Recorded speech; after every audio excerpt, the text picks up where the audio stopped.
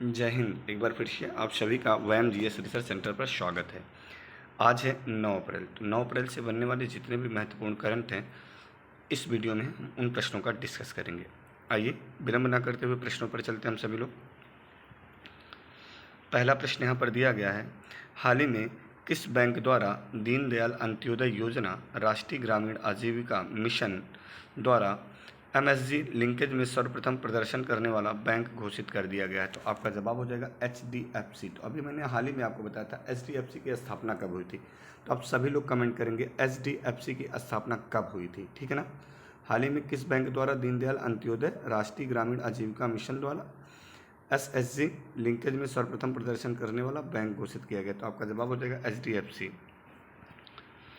हाल ही में मुंबई की किस पत्रकार ने चमेली देवी जैन पुरस्कार 2021 जीता है? ठीक है ना, यानी 2021 में जो चमेली देवी पुरस्कार जैन दिया गया है वह किसे दिया गया है? तो आपका जवाब हो जाएगा आरिफा जौहरी। मोस्ट इंपॉर्टेंट प्रश्न है जो हर बार लगभग बन जाता है।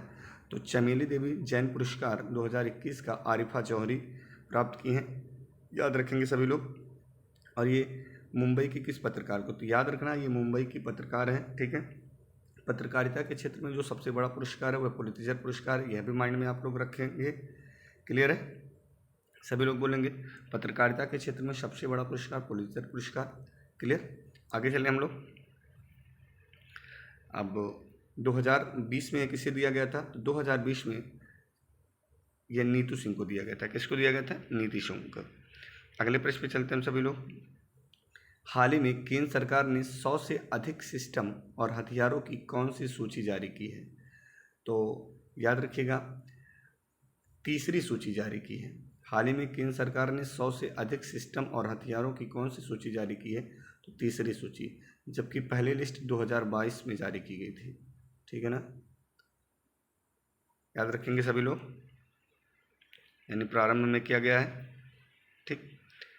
अलेक्जेंडर विसुच को हाल ही में फिर से किस देश का राष्ट्रपति चुना गया है? तो अलेक्जेंडर विसुच को हाल ही में फिर से यानी दोबारा किससे राष्ट्रपति चुना गया है? तो आपका जवाब हो जाएगा सर्बिया।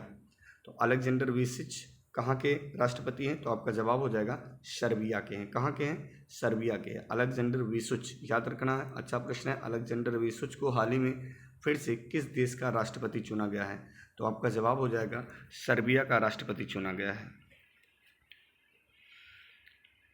वित्त वर्ष 2021-22 भारत में कितने अरब डॉलर का रिकॉर्ड निर्यात किया है?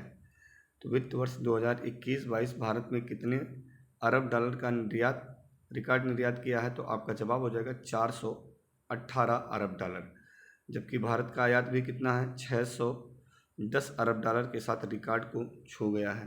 क्लियर है ना, याद रखेंगे सभी लोग।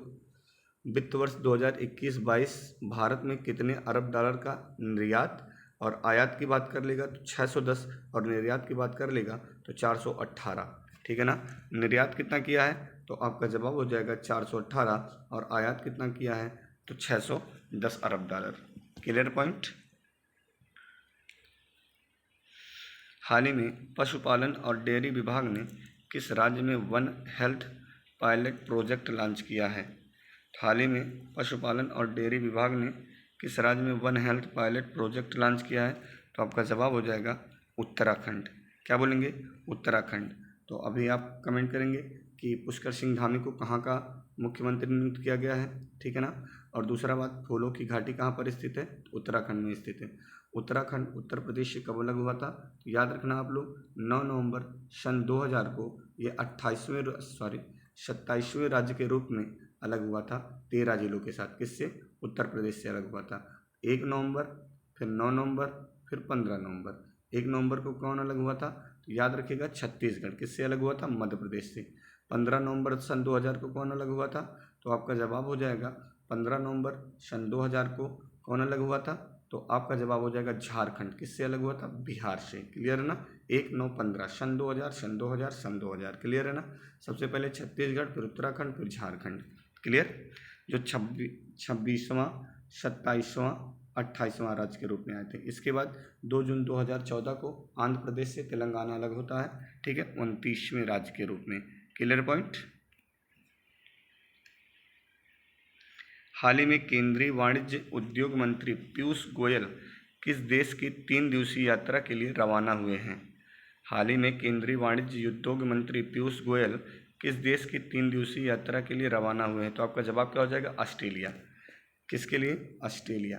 ठीक है ना। याद रखना, केंद्रीय वाणिज्य उद्योग मंत्री कौन है? पीयूष गोयल। जब आप किसी का नाम लेते हैं, उनके पास कोई भी मंत्रालय, तो उस मंत्रालय के साथ उनका नाम लिया करिए। जैसे केंद्रीय वाणिज्य उद्योग मंत्रालय किसके हाथ में? मंत्री कौन है? पीयूष गोयल। तो किस देश के 3 दिवसीय यात्रा के लिए रवाना हुए हैं? तो आपका जवाब हो जाएगा ऑस्ट्रेलिया। ऑस्ट्रेलिया की राजधानी क्या है? तो सभी बच्चे कमेंट करेंगे कैनबरा। ओपेरा हाउस कहाँ पर स्थित है? सिडनी। सिडनी कहाँ पर है? ऑस्ट्रेलिया। बात समझ में आ रही है ना। तो सिडनी से लेकर पर्थ तक यहाँ का जो रेल मार्ग है वो सबसे लंबा रेल मार्ग है। याद रखिएगा, ये जो ऑस्ट्रेलिया महाद्वीप है, यहाँ से मकर रेखा मध्य से होकर गुजरती है। 23.5 अंश दक्षिणी अक्षांश रेखा को 23.5 अंश दक्षिणी अक्षांश रेखा को मकर रेखा कहते हैं, जो ऑस्ट्रेलिया महाद्वीप के मध्य से होकर गुजरता है। क्लियर है ना। यहाँ का सबसे लंबा, यहाँ का जो सबसे लंबी क्या है? रेलवे मार्ग। तो वो क्या है तो आपको बताना है। और दूसरा कमेंट क्या करना है? अगर आपसे कह दिया जाए ऑस्ट्रेलिया महाद्वीप का दूसरा नाम क्या है, तो आप कहेंगे ओशेनिया महाद्वीप है। क्या नाम है? ओशेनिया महाद्वीप। और यहाँ की सबसे लंबी पर्वतमाला कौन सा है? The great dividing range. Australia महाद्वीप को प्यासी भूमि का देश कहा जाता है, कंगारुओं का देश कहा जाता है। याद रखेंगे सभी लोग। आगे चलते हैं।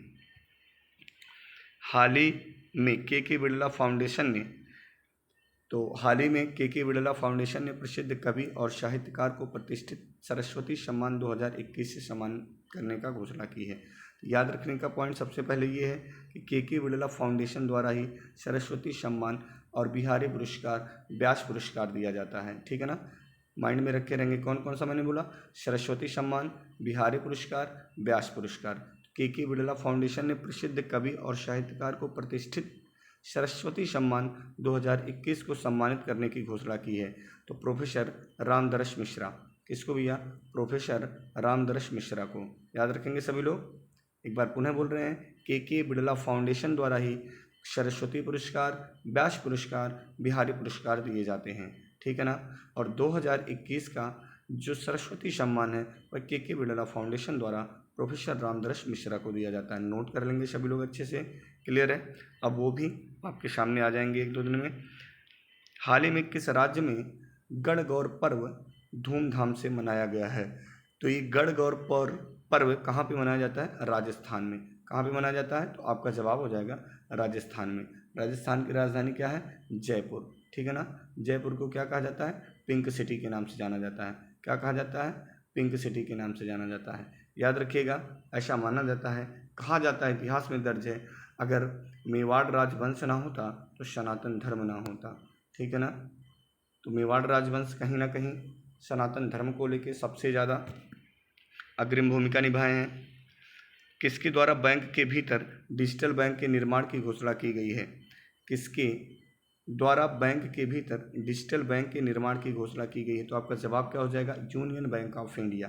किसके द्वारा? Union bank of India.